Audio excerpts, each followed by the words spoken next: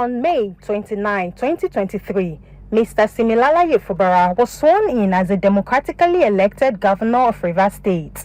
At the ceremony, his predecessor and now FCT minister, Nyesom Wike, left no one in doubt about how pleased he was that his anointed candidate was succeeding him. Given the father-son relationship dynamics displayed by the duo at the time, it was hard to predict that a rift would soon emerge. We're doing everything to make sure that we still stand. However, 6 months into his administration, Fubara and Wike fell apart, leading to a split in their camp.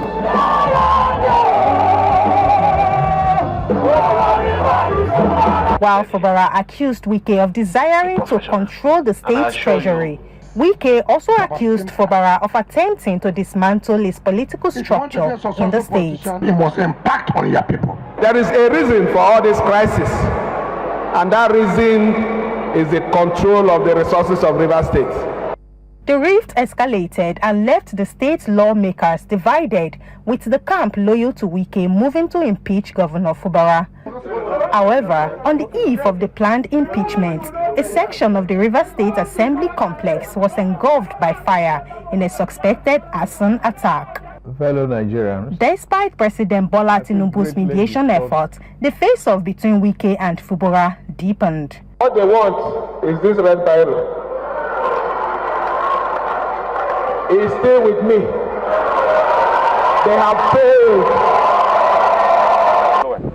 On March the 18th, an explosion rocked the Trans-Niger pipeline in Ogoni axis of Rivers State, which proved to be the final straw that broke the camel's back.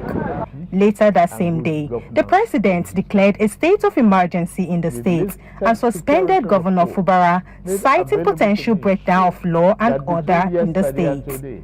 There have been disturbing incidents of vandalization of pipelines by some militants without governor taking any action to curtail them. As it is, there is no government in Rivers State. Since then, there have been protests and counter-protests in the streets, either for or against President Tinubu's decision. Amidst the political storm, ordinary citizens, especially those without political affiliations, have been hit hardest.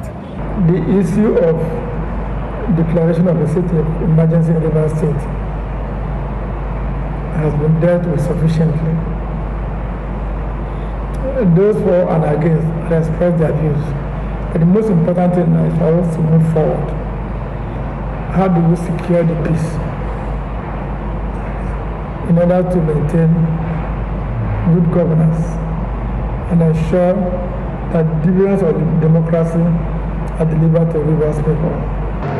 One of the mandates given to the Rivers State Administrator, Vice Admiral Ibas, by the President was to restore peace and stability in the state. My dear citizens of Rivers State. However, 7 weeks later, the political crisis remains unresolved. What has the sole administrator done since he came here? What he has done since he came here was to go far and wide beyond the mandate that he was given, to go and dissolve all the government-established institutions. The president can end this whole quagmire political struggle, political imbroglio in less than 30 minutes. And how would he have done that? Call the minister who is under your own employment. Tell him, Mister, you have been the governor of this state for 8 years. Now someone else is there. Stop your interference with governance in Rivers State. You call the assembly, say, Assembly, make sure you work with the governor, and I don't want to hear this noise anymore. Right now, this has created a serious setback for us. Rather than thinking of making progress, all we see are just but daily battles that are very, very unnecessary. After all is said and done, the people of Rivers State, who are mostly at the receiving end, want things to return to normal in the state. Everybody wants peace and progress, so but at what cost? If there is progress and some people are being marginalized, then of course that is not real progress. But the real progress is the state moving forward and the resources of the state being used to move the state forward. Many across Nigeria have tagged the Wike and Fubara rift as a father and son misunderstanding Now, with Wike willing to forgive the suspended governor on the basis of genuine repentance and the governor open for peace talks, the question remains, who will initiate the peace talks? In Port Harcourt for News Central, Biola Festus.